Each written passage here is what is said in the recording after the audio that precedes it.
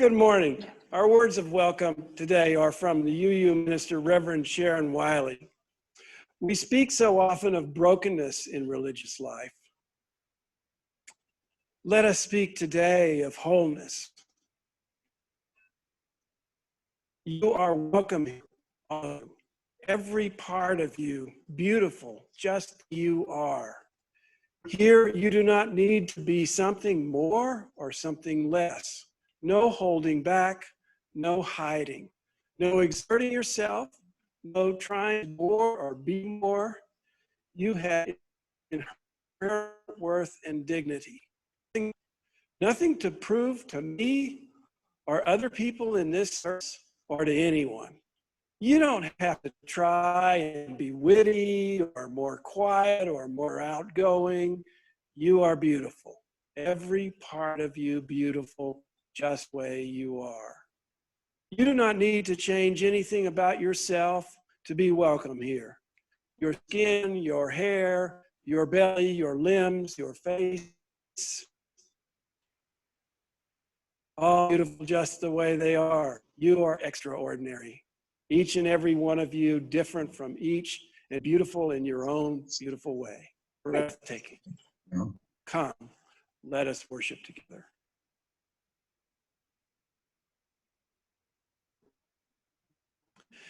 And I offer a special welcome to you if you are newly this morning to the presence. I invite you to stay with us for discussion afterwards. If you'd like any more information about us, please write us at minister@lakechappelleu.org. We'll be happy to answer your questions and about upcoming events. Put you on our mailing list if you like. For today's service, we have Roy Haynes presenting alongside me, Kat Barnett and Charlie Jacobs assisting, Michael Reason on piano, and also participating musically remotely, Linda Jessen, Sharon Jarvis, and Michael Reason, and also Richard Clark, Rudy Crippen, and Colleen Berry providing remote tech support. And so I just want to welcome you with live from Fellowship Hall. This is Lake Chappelleu LCUUF Sunday service. So we have a few announcements, which will also be posted in my daily emails. The first one is that in almost a month's time, we're going to have a workshop on how we do Sunday services online. We and just every other church has had to make this tremendous few months about how we're doing Sundays. And we want to invite more people to be involved in this process. And so we will explore how we're preparing for services and what we've learned in this time, and also what we've learned from other UU churches. And we'll talk about what we need. Some of it, of course, is technical, but a lot of it is non-technical. It's just good old-fashioned preparing something worthwhile to present and presenting it, or being part of the overall service. And we'll talk about some of these things. That's Friday, July 10th, from 2 to 4 p.m.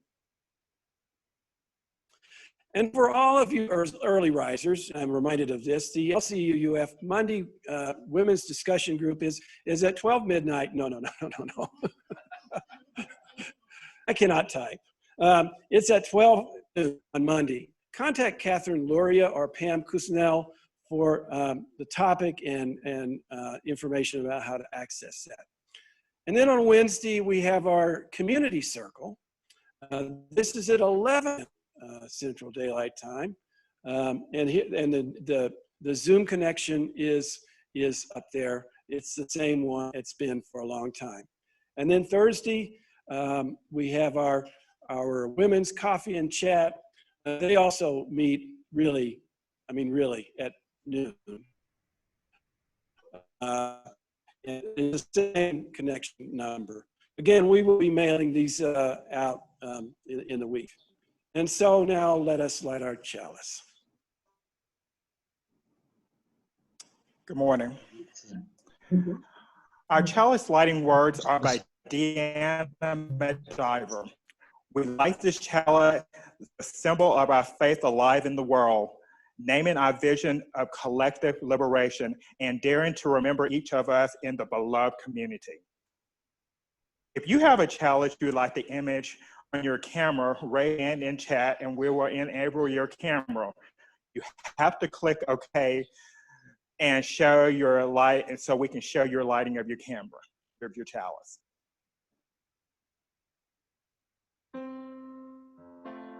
And there's light in celebration of the lives that we share.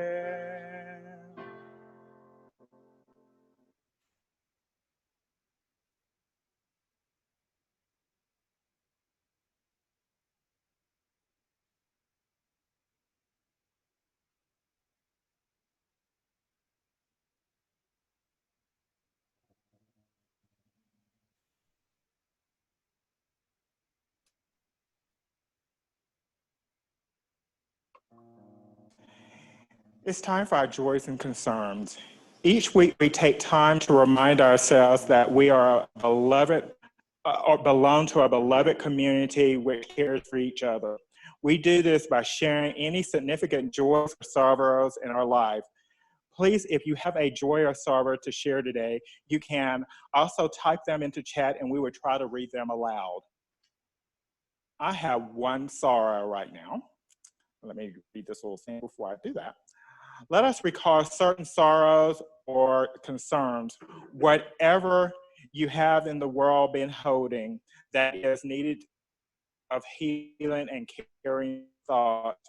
Welcome to chat, type it in the box, and we will try to read right now. Greenville, South Carolina. Our lives there, David and I's daughter lives there, and they have been increasing a total of 500 new cases a day in the last week. So she's a little bit concerned, and we have lots of friends, so we're sending out good thoughts to those that are in Greenville, South Carolina. Kat, do we have any more sorrows?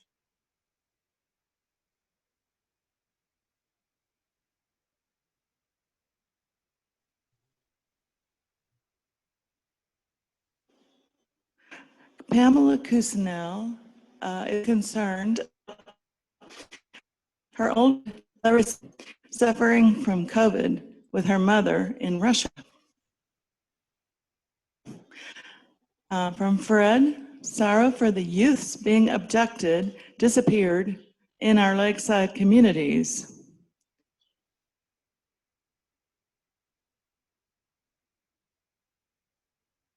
I'm not sure if this is a joy or a sorrow, probably a joy. From Dee Dee and Larry, we're in Massachusetts for the summer. Quiet here. Okay, let us now begin by recalling the joys, whatever you may be celebrating, whatever invokes a feeling of joy and peace in yourself and others. Do we have any joys? We have one from Colleen Berry. The younger generation have to change the world and make it a better place. My nieces, Nicole and Chelsea, are participating in many demonstrations to support Black Lives Matter. All right, at this time we will light our care candle. This is a candle provided by the care team, which represents the sorrows that are too raw, too difficult for people to share aloud. We light this candle for those sorrows to remain silent, but present and spoken in our hearts.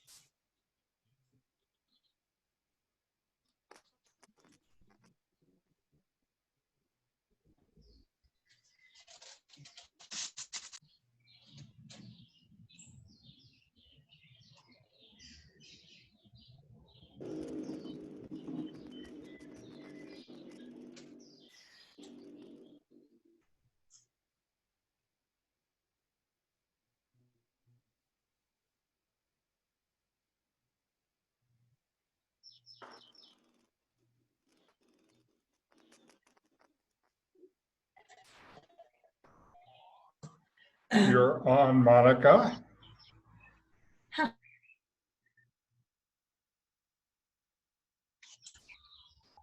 Okay, can you hear me? Can you hear me? Yes, yes, we can hear you. Oh, okay, so I can start. Okay. This is by Reverend D. Scott Cooper. We come together in order to imagine not one path, but many. We imagine a path forward for those who cannot imagine any path forward because of poor health, financial hardship, family crises, and other roadblocks we cannot begin to understand or imagine. We struggle to imagine a path forward for those who are forced to leave a homeland against their will, and for those unable to leave a war-torn homeland despite their lives being in danger. We imagine a path forward for those who leave their homes to make a better life for their families elsewhere. May we be a welcoming presence along that path toward hope.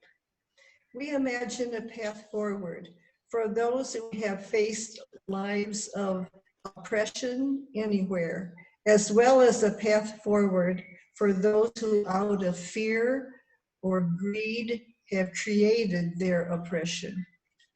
We come together to imagine a path forward for those of us despairing because we do not seem to know our country nor our neighbors, despite the fact that we have not moved at all. May we be the good we are hoping to find as we travel side by side down the path toward hope. We imagine a path forward for those who feel lonely. May we be together with each other as we walk that path toward community. Truly, we know as we imagine these ways forward, the paths will lead to hope. The roads will lead to beloved community. And the arc will bend toward justice because we have dared to travel with love in our hearts. May we travel forward on these paths that we imagine.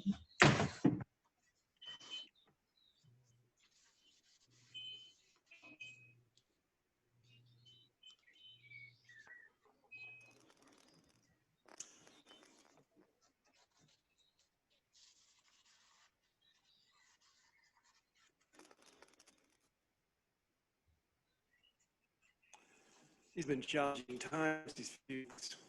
Well, they've been challenging for a long time. And part of what we might do to survive and thrive in times like these is to find a place of calm within ourselves. And for many of us who meditate regularly, that often starts with the breath. That sense of being able to just take in a deep breath and let it out slowly. And just observe our body as it finds a sense of calm with each deep breath. Inhale, finding calmness, and as we exhale, finding even more calmness. Inhale, exhale, slowly. You may find that as you do this,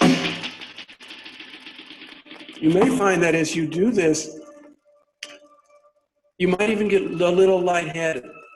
And if that happens, just pause and notice your body. Notice even in that pause, you find deeper calmness. So let's just take a few more moments of these deep, sustaining, calming breaths.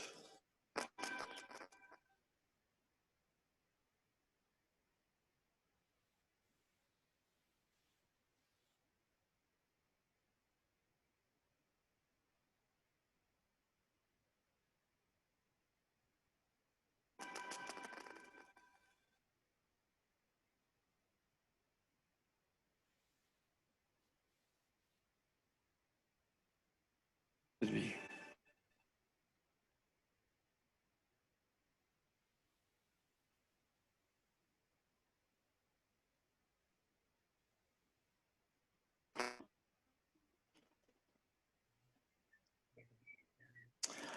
This is a personal reflection I have on racism. As I have sat in my home here in Mexico over the past few weeks, watching the horrible events unfold in the U.S. surrounding racism, I have been forced to do some real soul searching on how I fit into the conversation and how I have been impacted by this thing called systemic racism throughout my life. The fact is, I am a product of systemic racism. I was born in a small town in Tennessee, college educated in Kentucky, and spent 26 years of my working career in South Carolina. I am very aware of the importance race plays on everyday life in the South. Recently, I wrote a Facebook post to my fellow Black brothers and sisters about not letting racism and white supremacy define you. In some crazy ways, both have pushed me to strive to be better and achieve more. At an early age, I knew the only opportunity that I was going to have to require me to rise above my skin color through hard work. Easier said than done. You see, racism comes in all forms. Being a gay person of color in the Deep South added double pressure for me to strive for excellence. During some points in my life, I didn't fit in anywhere. In the Black community, there's also racism. Light skin versus dark skin, speaking in slang versus speaking in proper English, and homophobia, seen as being weak or being trying white. Those things can be as damaging as white supremacy and racism from whites. In my youth, being gay in the Black community was not embraced. So I didn't have the comfort of friends from the Black community. I would get things like, "You don't sound or act Black. Are you trying to be white? You are such a sissy." Even though I was somewhat intelligent, outgoing, and articulate, I didn't fit into the white community either because of the color of my skin. I found myself floating between these two communities, not fully being accepted by either. My mother instilled in me to always give 100%, if not more, in everything that I did. Even though I might not get praise or credit for it, I believed in hard work, did not hand out from a man. I'm sure my mother was worried about safety because I was usually the token Black surrounded by whites in most situations. Even this fear was a reality. She always pushed me to seek opportunities that would ensure I would have a better life than she did. We were poor and probably could have received government assistance, but she refused, choosing to work long hours at a local manufacturing plant for the money she earned. So she managed to make the ends meet, and I never wanted for anything. My mother and grandmother were products of the Great Depression, the Jim Crow South, and systemic racism, but had a strong work ethic that they passed along to me. This resulted in me being the first person in my family to go to college and receive both a BS and an MS degrees. I've only faced racism blatantly a couple of times in my life. The first time was my freshman year of college. In the fall of 1983, I was selected drum major of the Murray State University Racer Band.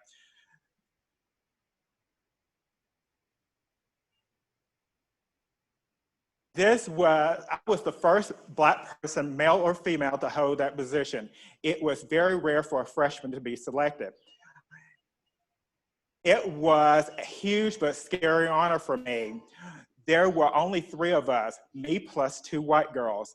The Murray State Band had always had 3 drum majors, 1 guy, 2 girls. Until I was drum major, the previous team tradition was to escort the 2 female drum majors onto the football field, holding their hands while marching down the 50-yard line all together. That year, the band director decided to change that tradition. I entered the field marching down the 50-yard line alone. My 2 fellow female drum majors entered the field marching down the 45-yard lines. We were not allowed to be within 5 yards of each other at any given point during the performance. It was such an honor for me to be in that position that I did not dare say anything, but others definitely did. The band director did not change his mind until my junior year when a new female drum major was selected who happened to be Black. He decided that he wanted to go back to the way we used to enter the field. I guess it's okay for me to hold one white girl's hand as long as it's not two.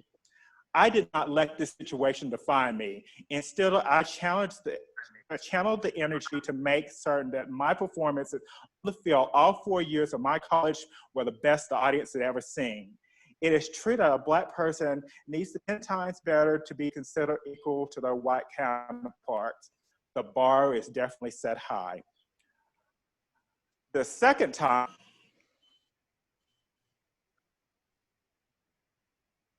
that I faced racism was in the workplace.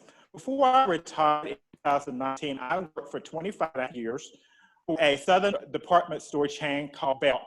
The majority of those years, I was an executive division manager. This meant that I had people to supervise who did not want to take directions from a younger gay Black man. They got over the gay part for the most part because the majority of the executives were gay. But the Black thing, that was a different story. I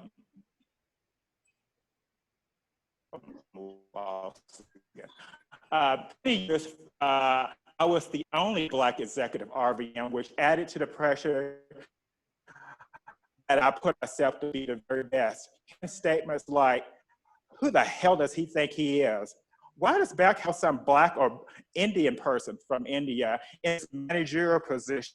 I guess I didn't look Black to everyone, but I was still a person of color and I was discriminated. But why is a Black person in this position? It must be affirmative action. My mother always told me not to ask something of somebody that I was not willing to do myself. This philosophy always was singing in the back of my mind. I had a problem delegating tasks and projects simply because I thought I needed to prove that I was willing to do whatever I asked the people to be respected, accepted, and not to be seen as lazy, as many Black people are stereotyped as being. Some of the managers and associates I directed throughout the years really had a problem with me telling them what to do.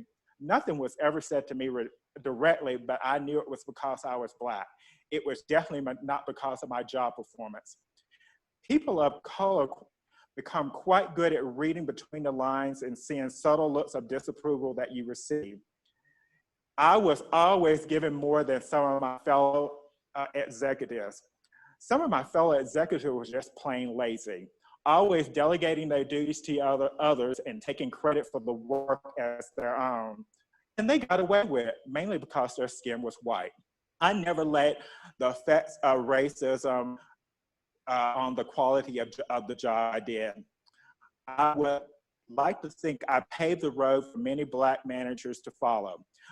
I know that I'm one of the lucky people of color who has never been harassed by the police or held back in my career. I just had to prove that I was worthy as my white counterparts every day. I do know these things. Always, always let the content of your character define you. The first steps in healing is telling your story and listen to other stories. There are many conversations that need to be had, peaceful protests to attend, much love to be extended and received, and more work on the subjects surrounding systemic racism through the world. Systemic racism has been baked into our society over hundreds of years. It comes from a place of fear and loss of power. People are afraid of what they don't know. My hope is that we all can come to the discussion table with open hearts, open mind, and a willingness to vote change. This is what's needed to begin real healing and racism reform. Now we have this little 4-minute video that talks about systemic racism.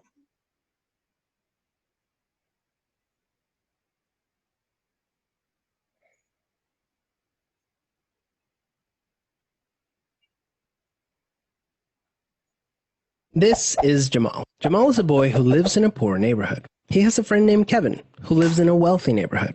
All of Jamal's neighbors are African American, and all of Kevin's neighbors are white. Because Jamal's school district is mostly funded by property taxes, his school is not very well funded. His classrooms are overcrowded, his teachers are underpaid, and he doesn't have access to high-quality tutors or extracurricular activities. Kevin's school district is also funded by property taxes, so his school is very well funded. His classrooms are never crowded, his teachers are very well paid, and he has access to high-quality tutors and lots of extracurricular activities. Kevin and Jamal live only a few streets away from each other. So how come they're growing up in such different worlds with such different opportunities for success? The answer has to do with America's history of systemic racism. To understand it better, let's look at what life was like for Kevin and Jamal's grandparents. Decades after the Civil War, many government agencies started to draw maps dividing cities into sections that were either desirable or undesirable for investment. This practice was called redlining, and it usually blocked off entire black neighborhoods from access to private and public investment. Banks and insurance companies used these maps for decades to deny black people loans and other services based purely on race. Historically speaking,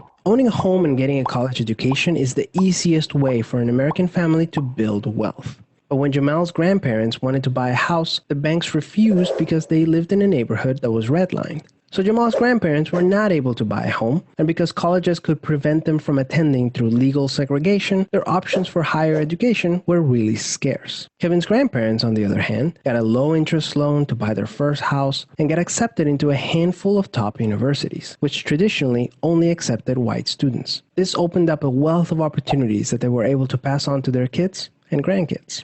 Even as late as the 1980s, an investigation into the Atlanta real estate market showed that banks were more willing to lend to low-income white families than to middle or upper-income African-American families. As a result, today, for every $100 of wealth held by a white family, black families have $5.04. A 2017 study confirms that redlining is still affecting home values in major cities like Chicago today. This explains how Kevin and Jamal inherited vastly different circumstances. Unfortunately, the story doesn't end there. A big part of systemic racism is implicit bias. These are prejudices in society that people are not aware that they have. Let's go back to Kevin and Jamal.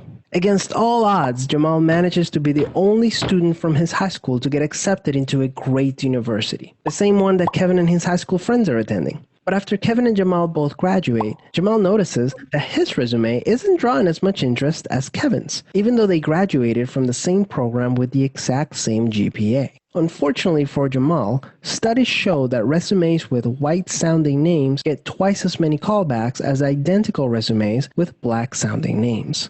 Implicit bias is one of the reasons why the black unemployment rate is twice the rate of white unemployment, even among college graduates today. You can see evidence of systemic racism in every area of life. The disparities in family wealth, incarceration rates, political representation, and education are all examples of systemic racism. Unfortunately, the biggest challenge with systemic racism is that there's no single person or entity responsible for it, which makes it very hard to solve. So what can you do? The first thing you can do is work towards becoming more aware of your own implicit biases. What are some prejudices that you might hold that you're not aware of? Second, let's acknowledge that the consequences of slavery and Jim Crow laws are still affecting access to opportunity today. As a result, we should support systemic changes that create more equal opportunities for everyone. Increasing public school funding and making it independent from property taxes would be a great start, so that poor and wealthy districts can receive equal access to resources. Systemic problems require systemic solutions. Luckily, we're all part of the system, which means that we all have a role to play in making it better. Peace.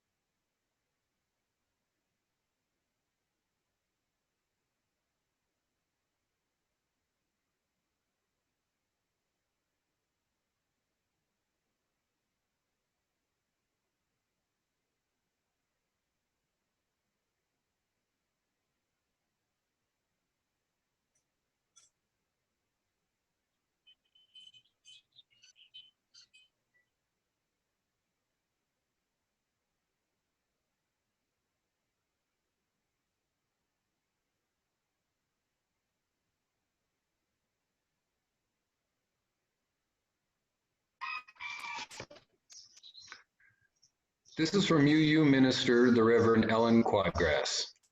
A prayer for white people in the wake of George Floyd's death. Sheltered in our homes or going to work at risk for week after week after week, we're edgy, tired, a little raw, we're tender, vulnerable, open, a little more open than usual. Those of us who are white, who before might have been distracted, who before might have been too busy, who before might have been preoccupied with our lives, are seeing the ways injustices happen to people of color the same way, again and again and again. Now we see. Please may we see. May we not unsee. May we not go get distracted. May we not turn away. May we see, really see. May we open, really open. May we accept the invitation to change, really change our minds, our hearts, our world. When we see calls to defund the police, when we see calls for reparations, when we hear, follow our lead from people, may we listen, may we learn, may we be open. May we be open. Even if it means rethinking everything you thought you knew about the world, we stand together, all of us as humans, with an enormous opportunity to change one of the oldest injustices in history, to change everything. May we stay vulnerable. May we stay tender. May we take action, eyes and hearts and minds open. Amen.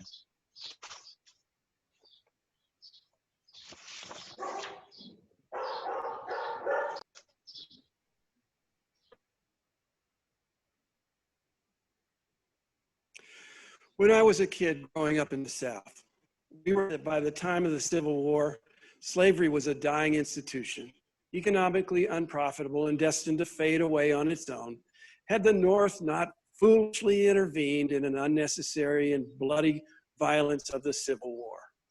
I came to understand that the truth was far different. That childhood story is known as the lost cause myth. And the truth is far disturbing. You see, slavery is central to the history and success of the American project. Before the war, cotton was America's most valuable export. Slavery was America's most valuable enterprise. According to Yale historian David W. White, slaves were the single largest, by far, financial asset of property in the entire American economy. Before the Civil War, the only thing more valuable than slaves was the land itself. So the USA was born and came to its age on the backs of slave bodies. Slavery runs through its laws and culture. White supremacy was its founding principle. Consider the peculiar organization of the This is Electoral College was to protect the interests of, and the Second Amendment was written primarily to allow slaveholders and slave state militias to suppress slave attempts for freedom, and that the science of time and motion studies and efficiency experts had their origin in getting the maximum output out of slave bodies. And the system of debt financing that developed at home was developed in part to allow Southern slave owners to mortgage their slaves to Northern bankers so they could buy more slaves. And even after emancipation, laws against trespassing and vagrancy were passed to limit the freedom of mobility of former slaves. And as time passed, the system of systemic slavery evolved into a system of systemic racism. So that, for example, the USA's system of Social Security initially excluded farm workers and maids, who represented 2/3 of Black workers in the South at the time. And city planners often used their federally funded money to build interstate highways on top of Black and minority neighborhoods, dividing or destroying them. And as white people fled to the suburbs of cities, they blocked the development of mass transit to those suburbs. We have systemic racism to thank for our long commutes. And that the Federal Housing Administration conspired to limit home mortgages in neighborhoods populated with Blacks, instead preferentially funding white neighborhoods, as we saw in the video. And the war on drugs and the consequential mass incarceration of people of color is less motivated by an increase in violent crime as a deliberate effort to push back the gains of the civil rights movement. And as we see today, a culture of tolerance for police violence against Black people has been endorsed at the highest levels of government, including the Supreme Court. But I, and I think most of us, learned little of this in school. These are the dark secrets buried in the heart of America. As a country, we've been unwilling, even oppositional, to examine and reflect on this history. In the psychology developed by Carl Jung, the shadow is that part of our personality, often unconscious, that our conscious ego does not identify with. The shadow is largely hidden. It is the rejected part, and it is often negative. In psychotherapy or other self-examination, one tries to become aware of one's shadow qualities, to bring them to light. So in my own work, I realized that one of my shadows was a fear that people would not like me for who I was, but only because of what I did. And this led to overwork or workaholism in my past. Can a nation have a shadow side? Carl Jung called the shadow shared by an organization or a nation collective shadow. And psychology professor David Kleines tells us that this unexamined collective shadow can be very dangerous. He offers an example. The collective shadow was very prominent in German culture during the time of Hitler.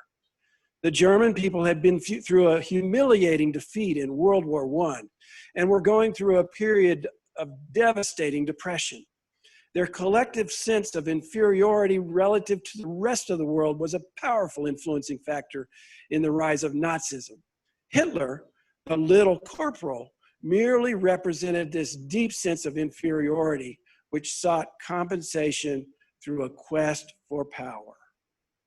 Could racism, and more specifically white supremacy, be a collective shadow quality in the USA today? I mean, race issues seem to be at the forefront right now. When I was at the Unitarian Universalist Association General Assembly a few years ago, I got a chance to hear the acclaimed public interest lawyer, Brian Stevenson, speak. He said, "I don't think the great evil of American slavery is involuntary servitude or forced labor. I believe the great evil of American slavery was the narrative of racial difference that we created to legitimate enslavement. We wanted to feel moral and just and Christian while we owned other people. So we made this narrative that Black people are different than white people, that they can't do this, they can't do that, they're not fully human, they're not evolved. This ideology of white supremacy that was the true evil of American slavery. It's this narrative that I, Matt, believe leads to a fundamental disease in the core at the heart of the United States. It is a cultural unwillingness to examine the narrative, an unwillingness to go into collective therapy, if you will, that prevents the USA as a nation from being at peace. And it's apparent to outsiders. Stevenson compared the USA to other nations with difficult histories, saying this: if you go to South Africa, they will make you hear about the history of apartheid.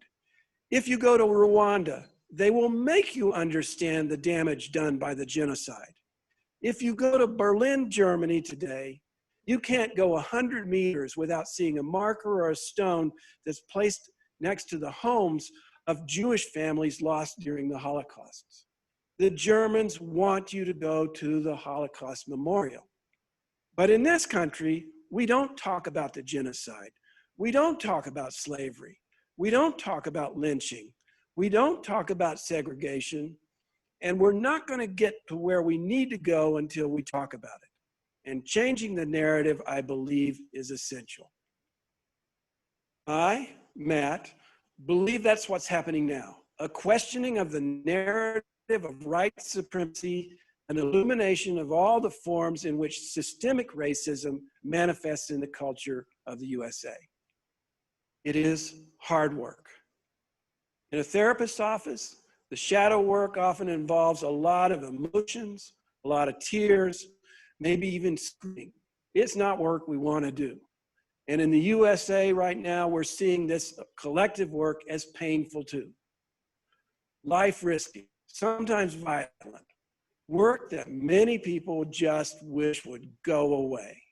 And yet we do it because we must, because we hope for a better nation and a better world that will emerge from it.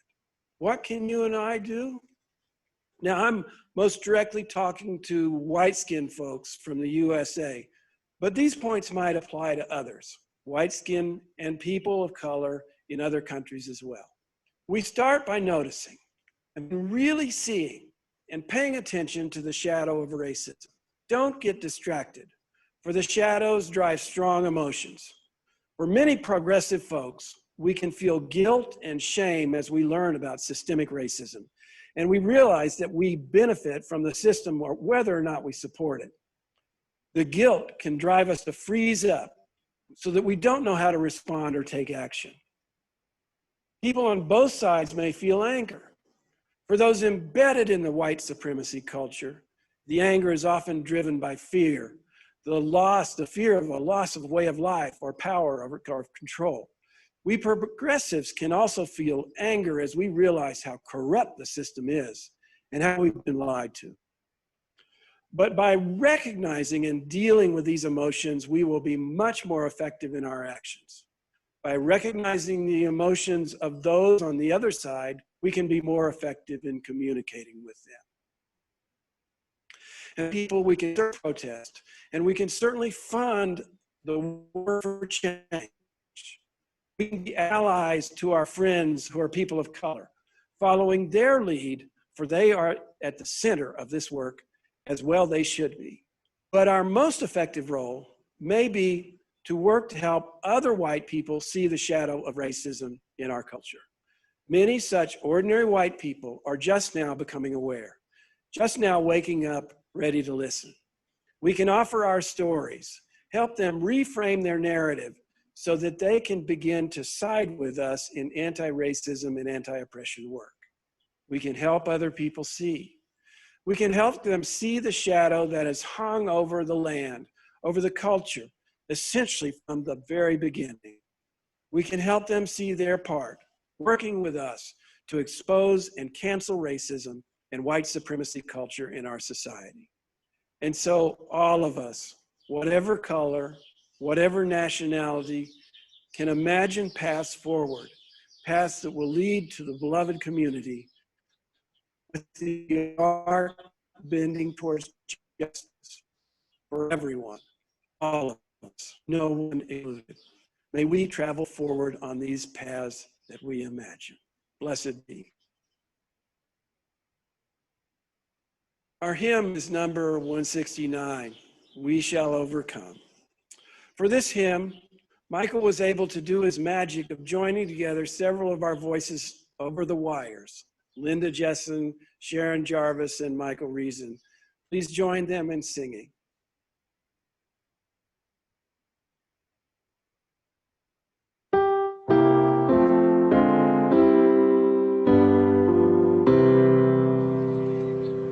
We shall overcome.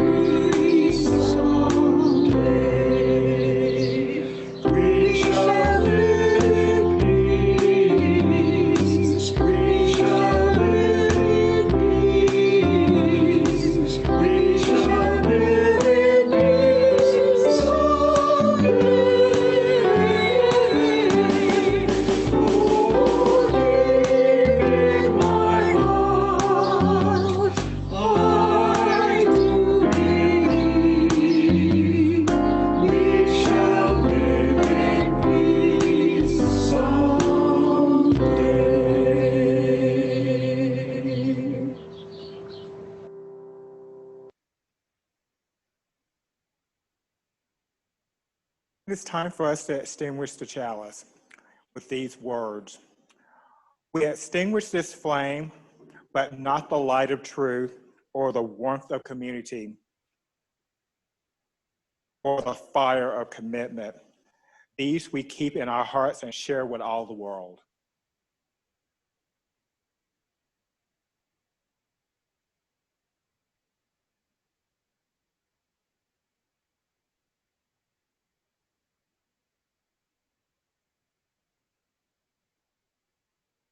We'll have our postlude now and then closing words.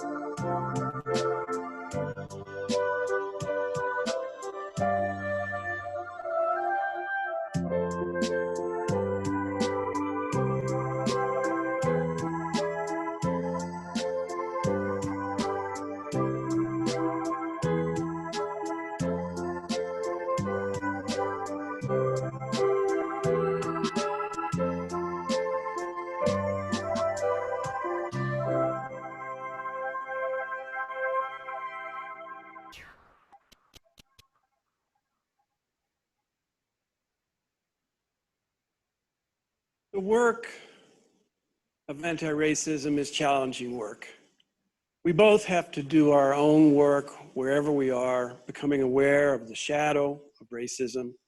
We also have to work together because of the enormity of the task in the United States and in the world. So to remind ourselves of that, let us do the ritual of holding hands. I invite you to turn your camera on and select gallery view so you can see a lot of people. And now put your hands up like this and kind of touch the edge of your box.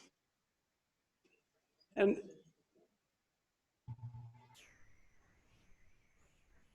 let's say these words together. Repeat after me. I put my hands in yours so that together we may do what we cannot do alone. Blessed be.